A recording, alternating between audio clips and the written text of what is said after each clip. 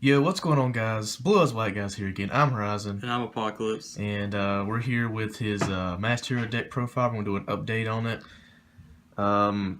Like I said in the previous video, we will not be doing Blake or Apocalypse's Buster Blader deck profile. Just couldn't figure out how to work it, and we just didn't worry about it. Yeah, my bad, guys. So, sometime by the end of this week or next week, I will have a updated SHIRANUI deck profile for post the Dark Illusions. But let's go ahead and get started with this deck profile.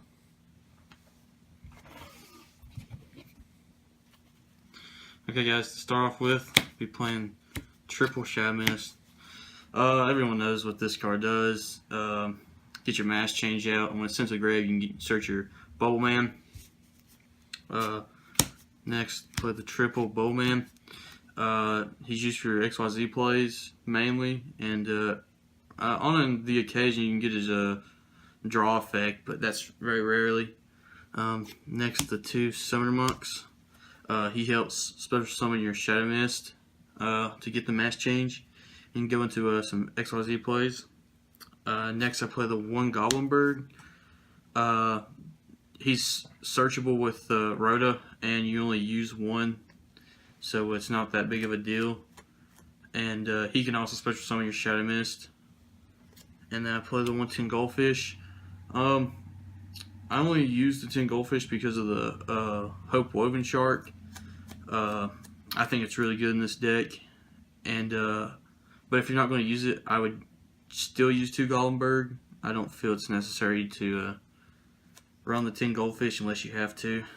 So yeah, that's it for the monsters. There's only 10. That's all you really need for a hero deck. Next to the spells, play the triple Mass Change. This card gets you Dark Law out from your extra decks. Really good. Next, play the triple Hero Lives. I love this card. Would always keep it at 3. Because you can never kill yourself with it, and I always want to see it first turn. It's an instant Dark Law. Next, play the triple Emergency Call and the one Rhoda. It helped bring consistency to the deck. I could search for Boldmans to make XYZ plays, Rhoda to search for Golenberg. It's just my searcher of the deck. These cards count as monsters, really. And then next, play the 2 Instant Fusion. Just consistency to get Norden out. It's really good. It's probably one of the best extra deck cards in the deck. Next, the 1 Mass Change. Charge, I mean.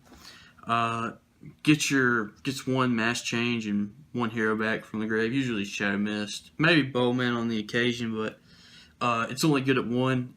Any more than 1 kind of clogs. And then next I play the 1 MST and the 1 Twin Twister. I don't really like to use 2 Twin Twisters because you can't really discard too much in this deck, but it does give you a lot of good back row popping power with using 1 Twin Twister. Play 1 Raigeki because why not? It just destroys all the front row. Just love it.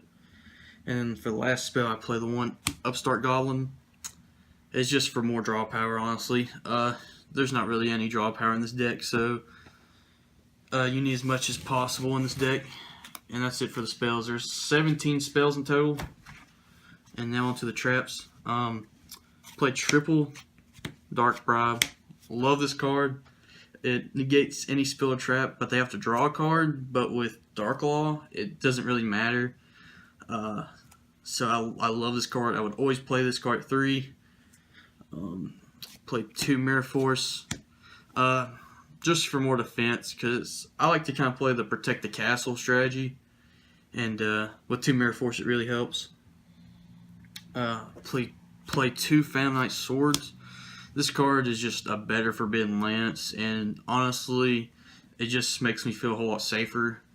It can also, if you use it with Dark Law, he's at 3,200 attack, so he can go over Dark Destroyer and stuff like that, so it's really good in this deck. I like it better than the Wings, just in every single way.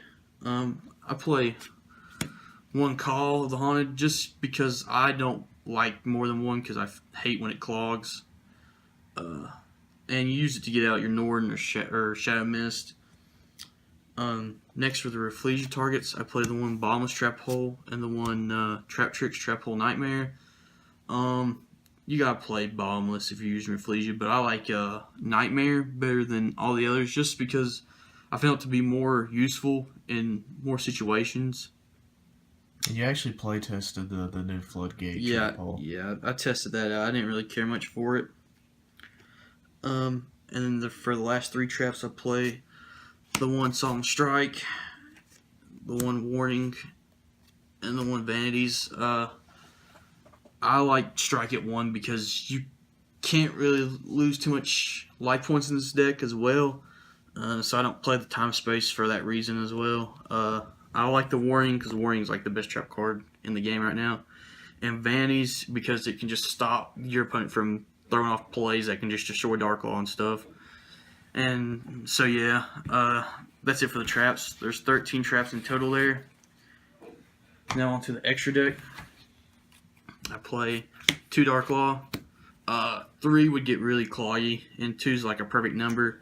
It can get popped really easily, and he puts in the work every game. I play 1 Anki. Anki, I don't really go out into him too often, but he's there if I ever need him. He can pop everything, go for game, potentially with his effect to when he destroys a monster, you can search a quick play change spell card, and so you can use it during the battle phase and make him into a Dark Law. Try to push for game. Play 1 Acid. Yeah, I wouldn't use any more than 1 because most of the time with Bowlman you go into your XE's plays, so it doesn't really matter too much. But that's it for just all the heroes. And for the last fusion in the deck, I play the 1 Norden. This card's just beautiful. You honestly have to use him in the deck if you want to play heroes. I wouldn't ever take him out. There's no way. Then for the XZs, I'm testing this one out. Play 1 F-Zero. A lot of people probably don't use him in a hero deck, but I like him. He can potentially win me a game depending on my situation and field. I do play the Utopia Lightning in my extra deck because it's so good against Cosmos. Because Excalibur, if it destroys the Dark Destroyer, it still floats, which is like a really big problem in this deck. Cosmo and Monarchs are like the biggest weakness to his deck. Play the 1 Samurai because I like it better than Blade Armor Ninja. It don't have as much attack, but it can defend your Dark Law. Play the 1 Castell, just to pop monsters off the field or a spell or trap, and I can use him for the F-Zero, unlike the 101. So yeah, I like Castell better in my build. Play the 1 Excalibur because it just trucks over every monster in the game, mostly. Play the 1 Rafflesia because Rafflesia's beautiful in this deck. It just helps defend your Dark Law and it just really helps out. I play the 1 Giant Hand. Giant Hand's alright. I don't go into him too much, but he's there if I do need him. He can negate the effect of a monster, which is pretty cool, but I don't really go out into him that much.